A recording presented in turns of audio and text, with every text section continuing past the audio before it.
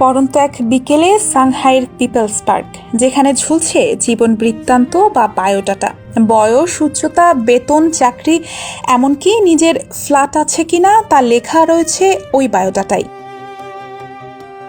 প্রথম দেখায় দৃশ্যটা একটু অদ্ভুত লাগতে পারে। পার্কে আসা লোকজন থেমে থেমে সেগুলো পড়ছেন, আলোচনা করছেন, এমনকি নানা প্রশ্নও করছেন, যেমন মেয়েটি কোন বিশ্ববিদ্যালয়ে পড়েছে, ছেলের অ্যাপার্টমেন্ট আছে কিনা, চাকরিটা স্থায়ী কিনা ইত্যাদি। কেবল উত্তর পছন্দ হলেই বিনিময় হচ্ছে ফোন নম্বর। কিন্তু যাদের বিয়ের কথা হচ্ছে তারা কেউ সেখানে উপস্থিত নেই।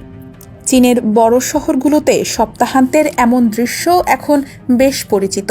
বিশেষ করে সাংহাইয়ের পিপলস পার্কের ম্যারেজ মার্কেট অনেক বিখ্যাত। এখানে বাবা মায়েরা সন্তানের জন্য পাত্র বা পাত্রী খুঁজতে আসেন ব্যাপক আগ্রহ নিয়ে।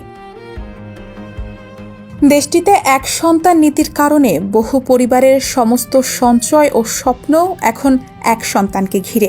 বিশাল বিশাল শহরের বহু মানুষ এখন অনেক বেশি একা। তারা হারিয়েছেন সম্পর্ক, সামাজিকতা, আর সে কারণেই চালু হয়েছে ব্যতিক্রমধর্মী ম্যারেজ মার্কেট। নতুন প্রজন্মের চীনা তরুণরা অনেকেই এখন দেরিতে বিয়ে করতে চান, কেউ কেউ আবার বিয়েতে আগ্রহ হারাচ্ছেন। তারা শুধু একটি সম্পর্ক খোঁজেন যেখানে আবেগের পাশাপাশি থাকবে ব্যক্তিগত স্বাধীনতা ও মানসিক মিল। অন্যদিকে বাবা মায়েরা গুরুত্ব দিচ্ছেন সন্তানের নিরাপত্তা ও পরিবারের ভবিষ্যতের ওপর। আর এই দ্বন্দ্বটাই ম্যারেজ মার্কেটকে আকর্ষণীয় করে তুলেছে, যেখানে শুধু পাত্রপাত্রীর খোঁজ হয় না, মুখোমুখি দাঁড়ায় দুই প্রজন্মের দুই জীবন দর্শন।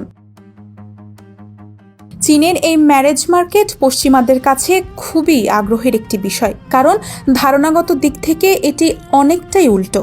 পশ্চিমা সমাজে সাধারণত আগে প্রেম, তারপর বাস্তব জীবন নিয়ে কথা, কিন্তু চীনের শুরুটাই হয় বাস্তবতা দিয়ে, প্রেম ভালোবাসা পরে। তবে অনেকেই মনে করেন শেষ পর্যন্ত এই ম্যারেজ মার্কেট শুধু বিয়ে ঠিক করার জায়গায় নয়, বরং আধুনিক জীবনের অনিশ্চয়তার সঙ্গে মানিয়ে নেওয়ার একটা উপায় হিসেবে দাঁড়িয়ে গেছে। এখানে ঐতিহ্য ও আধুনিকতার পাশাপাশি সন্ধান হয় টেকসই ভালোবাসার। ডেস্ক রিপোর্ট, সমকাল।